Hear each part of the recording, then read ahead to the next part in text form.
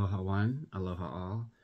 Michael, your friendly neighborhood philosopher, here to discuss my views on free will. I've spoken about this before. Today, I want to go a little bit deeper into what I believe that free will is, so that everybody has a better understanding of how to navigate through the universe, knowing that God loves all. So, if we were to take a look at the Adam and Eve story, and we knew that Adam and Eve were the first consciously aware human beings to come into existence, we will understand that it was all about consciousness and awareness. So the gift of what God bestowed upon Adam and Eve was basically free will. Now, what God did with the exercise was to present the option to Adam first. And by saying to Adam, do not eat of the tree of knowledge of good and evil, because if you did that, you would experience X, Y, and Z. Now, the X, Y, and Z may be thought of by many as being a punishment. However, it was not a punishment at all. It was basically the effects of what would happen if humans became aware of their consciousness and conscious of their awareness. And that, my friends, is what we call sapience. Now, everything in the universe is already sentient because everything knows how to feel so that it can exist in whatever format it is being presented as. If you understand that, and you know that humans have this additional ability to take the feelings that are provided and combine them with the thinking, then you have an emotional state of being that is very similar to a few other animals, such as dogs, for example, who are very, very loving beings. And what I like about dogs is that they teach us how to be more human. And what's interesting about all other creatures that are here on Earth is that some of them are starting to blend with some of the aspects that we as humans have. Now, that's very interesting because everything communicates, everything that interacts with each other has the ability to know when it is being aware of its surroundings, when it is doing various things that make it whatever it happens to be. And with humans, if you know that humans are potentially sapient, it doesn't mean that all humans are going to expand their awareness consciously. It just means that you have, as a human being, the ability to do that. And when you know that you can consciously expand your awareness, then you are being sapient. You are being fully human. You're tapping into the aspects of your brain that allow you to know that you have the ability to become more aware. So it's always a matter of expanding your awareness. Now, there are scientific people that are very conscious beings, but not necessarily aware of the feelings that they possess. So when a scientific person tells you, oh, don't believe in X, Y, and Z because it's foolish to do that, then what you're really doing is allowing someone to spiritually abuse you by telling you that your beliefs are wrong, your beliefs are not quite right, and that's okay.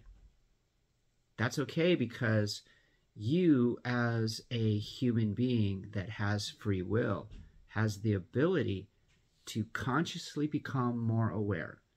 And you do that by gathering information. Everybody here that is human has the ability to take the pieces of information, the light forms and the sound forms, and the combinations of those two pieces of communication, those two formats, and reduce the complexity, make use of that information so that you can become more aware.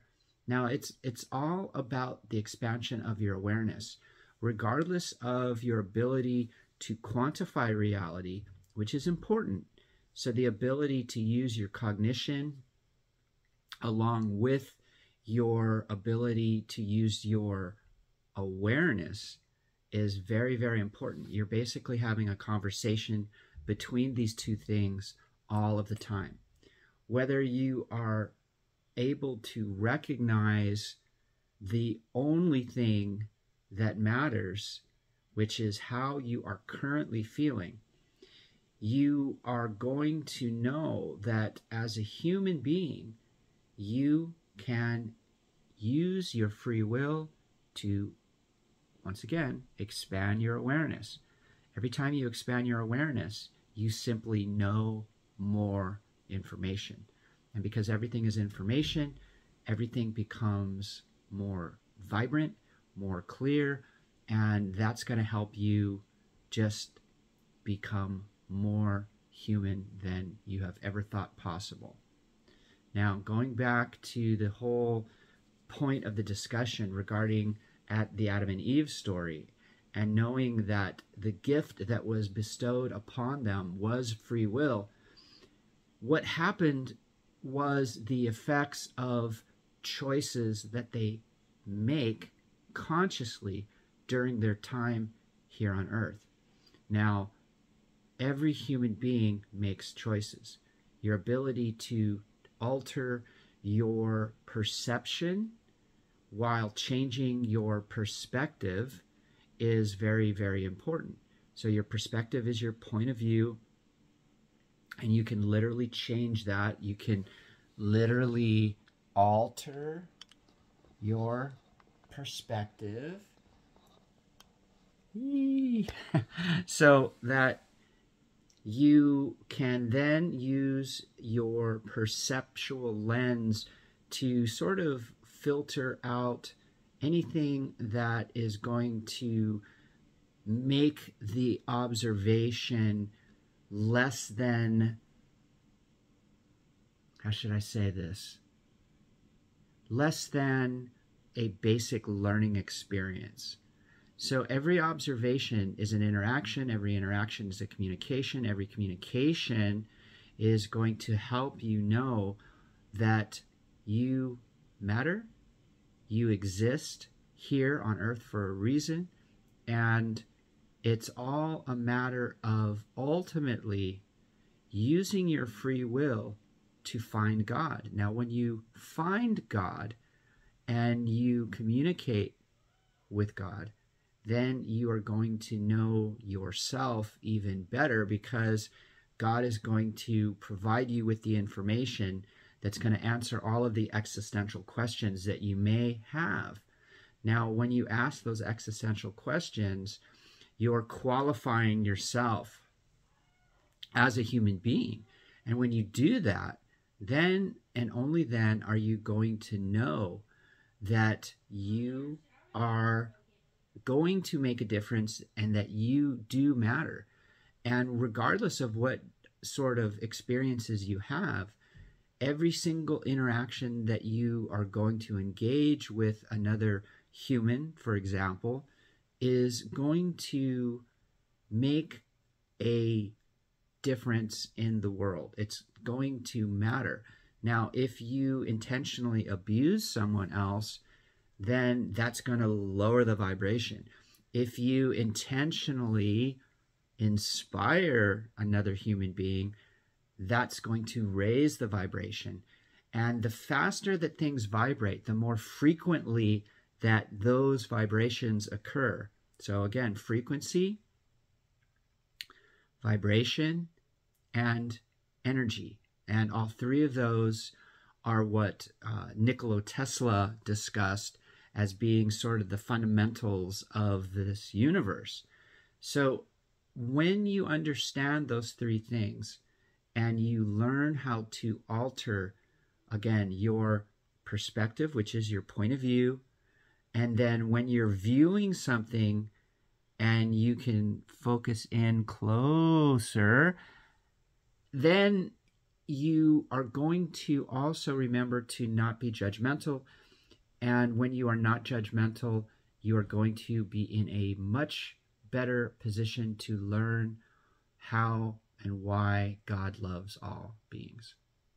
And it's that simple. So when you ultimately choose God's will and you surrender to God everything that you think you need to have, you're going to be free. You're going to find the love that God has for you, and you're going to know that God loves all and that you matter and that you make a difference in this world. And it doesn't matter what you do. You could be doing, basic household chores. You could be doing engineering. You could be helping your kids learn how to be kids. And everything that we do as humans is going to make a difference here on earth. So, what I am proposing, what I am suggesting, and what I'm offering is for you to listen and learn whenever you're making your observations, because every single thing that you do is an observation. Your observation can include anything that is happening while you're awake and your eyes are open. It can also include anything that is occurring while you are asleep and your eyes are closed. So an observation is not necessarily just using your sense of sight. When you use just your sense of sight and you are not, how shall I say, when you are predetermining the value of whatever you are experiencing prior to actually experiencing it, and you're doing it in your mind, then you are basically telling the universe, no, thank you. You're saying that you already know, and therefore you are not capable of learning more. So know that every experience is an experiment, which gives you the opportunity to use your imagination, which is where you basically put together all of the pieces of the puzzles that are provided for you. So everything is information, and every piece of information is true. Whether you see it or not is up to you. And this goes back to altering your perspective. So that's changing your point of view, and then also changing your perceptual lens to, again, see closer or farther away. And it all depends on what it is that you're searching for. So ask and ye shall receive, seek and ye shall find, knock and the door will be open. So that's Matthew 7:7. So what are you seeking? Are you seeking the truth in the information that you're asking for? And if you do that, then yeah, the doors of perception will open up and you will see the light. And you will feel the sound of God. And just remember that God loves you very, very much. And I love you as well. And I appreciate the time that we get to spend together. So thank you. Have a truly wonderful day, no matter what you're observing, experiencing, or doing, so that you will know that God loves you very, very much. Have a wonderful day.